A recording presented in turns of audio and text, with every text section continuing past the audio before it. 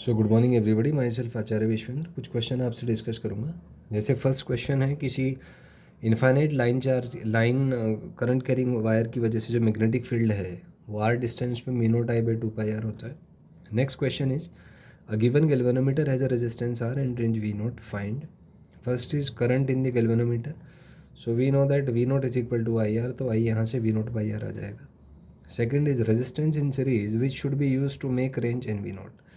तो यहाँ से हम मान लेते हैं कि हमने इसमें जो गैल्वेनोमीटर कोयल है इसके सीरीज में रेजिस्टेंस आर डैश माना, तो जो टोटल वोल्टेज है वो आ जाएगा I into R plus R dash which is N we note हमें दिया हुआ है। तो आई को हम लिख सकते हैं V naught by R, previous question में दिया हुआ था।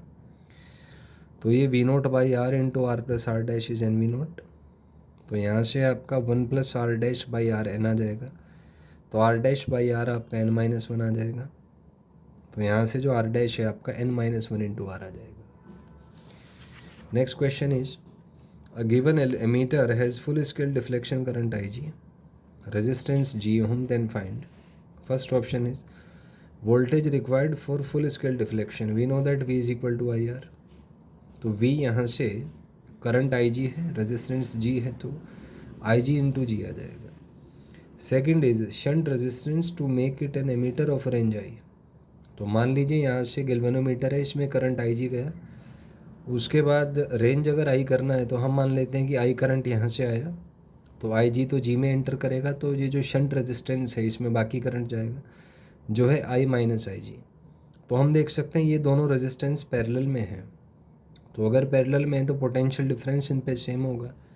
तो हम कह सकते हैं कि I G into G, V is equal to I R वाले फॉर्मूले से इसके अक्रॉस पोटेंशियल डिफरेंस आ जाएगा current I G and the resistance is जी।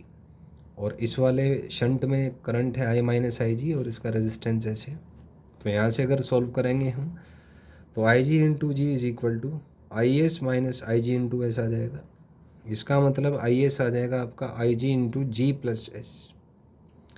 तो आई यहाँ से आ जाएगा आपका आई जी, इस एस को नीचे ले जाएंगे, G plus S by S, so I G into G by S plus one. यहाँ से आप करंट निकाल सकते हैं।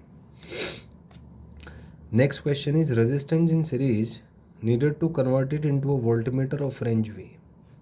तो मान लीजिए सीरीज में हमने आर रेजिस्टेंस यूज़ किया, तो उस केस में current through the galvanometer coil I G ही होगा। तो यहाँ पे हम लिख सकते हैं B G is equal to जो पोटेंशियल डिफरेंस होगा गैल्वेनोमीटर कोयल में वो आ जाएगा I G into G plus R. तो जी प्लस आर यहाँ से वी बाई आई जी आ जाएगा, तो आर यहाँ से आ जाएगा आपका V by I G minus G. Next question is हमें दो करंट कैरिंग वायर्स दिए हुए हैं, I1 I2 करंट है। पहला है nature of force between them.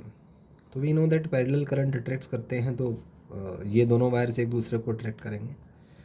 Next is force of attraction per unit length. तो हम मान लेते हैं फायर 1 की वजह से यहाँ पर मैग्नेटिक फील्ड B है, तो फोर्स IL भी होता है। तो करंट इस वायर में I2 है, लेंथ हम L मान लेते हैं, और इस वायर की वजह से जो मैग्नेटिक फील्ड है वो mu not I by 2πd आ जाएगा। तो यहाँ से अगर हम L को इस साइड ले जाएं तो फोर्स बाई लेंथ आपका आएगा mu naught I1 I2 divided by 2πd, ये आ जाएगा। Next is what will be the effect on force if currents are doubled. तो हमने यहाँ से देखा कि force per unit length I1 I2 के प्रोपोर्शनल है, तो अगर I1 को भी आप डबल कर दें, I2 को भी डबल कर दें, तो ये 4 टाइम्स आ जाएगा, तो फोर्स विल बी 4 टाइम्स।